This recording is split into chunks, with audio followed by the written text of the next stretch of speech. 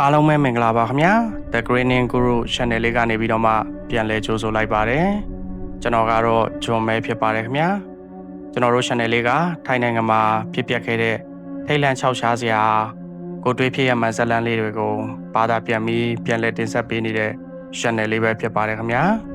ဒီနေ့မှာတော့ကျွန်တော်ပြောပြပေးမယ့်ဇာတ်လမ်းလေးကတကယ်ကိုထိတ်လန့်စရာကောင်းပြီးစက်သိမ်းမွေးညှင်းထားစရာကောင်းတဲ့ဇာတ်လမ်းလေးတစ်ပုဒ်ပါ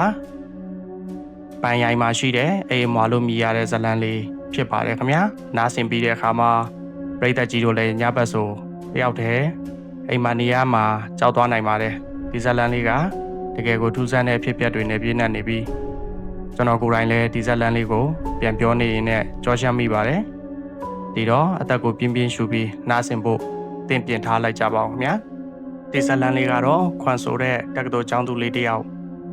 ကိုယ်တိုင်ကြုံတွေ့ခဲ့ရတဲ့ဖြစ်ရမှန်ဇာတ်လမ်းလေးပဲဖြစ်ပါတယ်ခင်ဗျာသူမဟာကျောင်းပိတ်ရက်မှာအတော်ဖြစ်သူရဲ့အိမ်ကို9ရက်ကြာစောင့်ရှောက်ပေးဖို့သွားခဲ့ပါတယ်အတော်ရဲ့အိမ်ကပန်းရိုင်မျိုးကဟောင်းနှွမ်းနေတဲ့ရက်ွက်ကြီးတစ်ခုမှရှိပြီးခွန်ရဲ့တာဝန်ကတော့ချစ်စရာကောင်းတဲ့ခွေးလေး9ကောင်ကိုယူဆိုင်ပေးဖို့ပါပဲတော့ကခွန်ကိုခွေးတွေကိုရှမ်းပြင်းလုံးဝမထွက်စေနဲ့လို့တင်းတင်းကြပ်ကြပ်မှာကြားထားခဲ့ပါတယ်အကြောင်းကတော့အပြင်ကခွေးကြီးတွေကကြိုက်တက်လို့ပါတဲ့ဒီမှာတင်ပထမဆုံးထူးဆန်းမှုကစပါပြီဘာလို့အတော်ကဒီလောက်တောင်လေးနဲ့ထားပြီးမှာရတာလဲဆိုတာခွန်လဲတကယ်နားမလည်နိုင်ဖြစ်ခဲ့ရပါတယ်အတော်ရဲ့အိမ်ကအိမ်အမွာဖြစ်ပြီးဘေးအိမ်နဲ့ခြံစည်းရိုးချင်းကပ်နေပါတယ်ဒုတိယထပ်ကအိတ်ခမ်းပတင်းပေါက်တွေကလည်း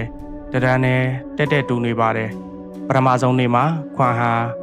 ဘေးအိမ်ကအမျိုးသမီးတစ်ယောက်လိမ်မော်ရောင်ကြောင်လေးတစ်ကောင်ကိုပွေပြီးပတင်းပေါက်မှာရက်နေတာကိုတွေ့ခဲ့ရပါတယ်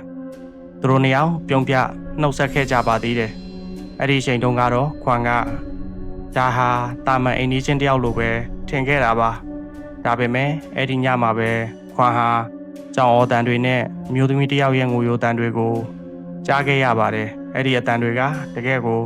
ကြောက်စရာကောင်းလွန်းလို့ခွန်တယောက်ညလုံးပေါက်အိမ်မပြောနိုင်ခဲ့ပါဘူး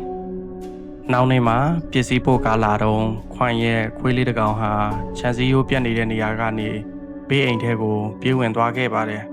ခွန်လည်းအတော်ကိုကြောက်လို့ခွေးနောက်ကိုလိုက်ဝင်သွားခဲ့ပါတယ်ခွန်ရဲ့စိတ်ထဲမှာတော့ဒီခွေးလေးကိုအတော်ဆူမဆိုးလို့ဆိုပြီးဘလို့ပဲဖြစ်ဖြစ်ပြန်ခေါ်ရမယ်လို့ပဲသူတွေးနေခဲ့တာပါဒါပေမဲ့အဲ့ဒီအိမ်ထဲကိုဝင်သွားဖို့ကတကယ်ကိုစိန်ခေါ်မှုတစ်ခုဖြစ်နေခဲ့တာပါဒီအိမ်ရဲ့နောက်ဘေးတကားကပွင့်နေပြီးအိမ်ထဲမှာမောင်မိုက်ညစ်ပတ်ပြီးဖုံတွေနဲ့ပြည့်နေတာကိုတွေ့ခဲ့ရပါတယ်လူမနေတာနှစ်ပေါင်းများစွာကြာပြီဖြစ်တဲ့ပုံမှာပဲပင်ကူအိမ်တွေကလည်းနေရာအနှံ့မှာရှိနေပြီးအနံ့တက်ကလည်းတကယ်ကိုဆိုးရွားနေခဲ့ပါတယ်အိမ်ထဲကပရိဘောဂတွေကလည်းဖုံတွေနဲ့ဖုံးလွှမ်းနေပြီးအချိန်ကြာမြင့်စွာပြစ်ထားခံခဲ့ရတဲ့ပုံစံမှာပဲခွန်ရဲ့ရှေးလန်းတိုင်းကတကယ်ကိုနှေးကွေးနေခဲ့ပါတယ်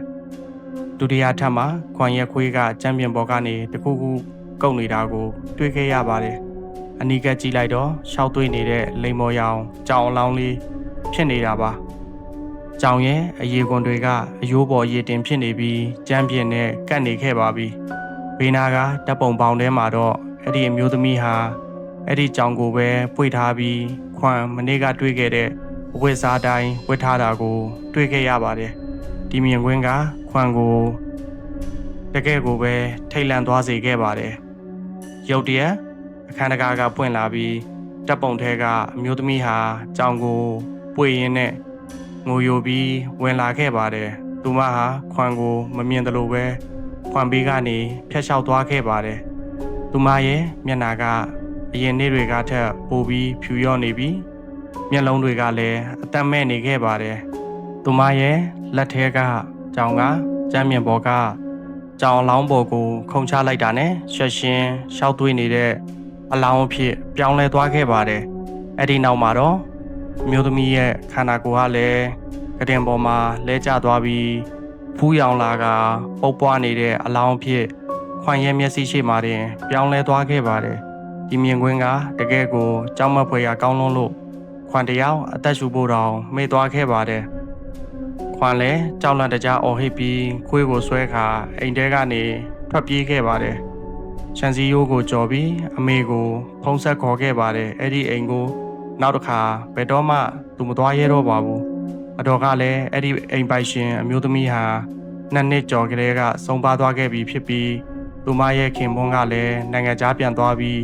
အိမ်ကိုပြစ်ထားခဲ့တာဖြစ်ကြောင်းပြောပြခဲ့ပါတယ်အတော်ကိုယ်တိုင်ကတော့ဒီလိုထူးဆန်းတဲ့အဖြစ်အပျက်မျိုးတစ်ခါမှမကြုံဘူးလို့ဆိုပါတယ်ခွန်ကတော့ရက်အနှဲငယ်လေးအတွင်းမှာပဲဒီလိုကြောက်စရာကောင်းတဲ့အဖြစ်အပျက်တွေကိုကြုံတွေ့ခဲ့ရတာပါပရိသတ်ကြီးတို့ရောဒီလိုဇာတ်လမ်းမျိုးကြုံဘူးကြလားကိုယ့်ရဲ့အတွေ့အကြုံတွေကို comment မှာရေးသားခဲ့ပေးပါဦးနော်ဒီဇာတ်လမ်းလေးကနေကျွန်တော်တို့ဗာသင်ခန်းစာရလဲဆိုတော့တစ်ခါတလေမှာကျွန်တော်တို့ပတ်ဝန်းကျင်မှာမမြင်ရတဲ့မသိရတဲ့အရာတွေအများကြီးရှိနေနိုင်တယ်ဆိုတာပါပဲနောက်ထပ်ဒီလိုထိတ်လန့်စရာဇာတ်လမ်းကောင်းလေးတွေကိုနားဆင်ကြနေဆိုရင်တော့ကျွန်တော်ရဲ့ channel လေးကို like share subscribe လုပ်ထားပေးဖို့မမေ့ခဲ့ပါနဲ့အောင်နော်နောက်ဗီဒီယိုမှာပြန်တွေ့ကြတာပေါ့ဗျာအားလုံးကိုကျေးဇူးတင်ပါတယ်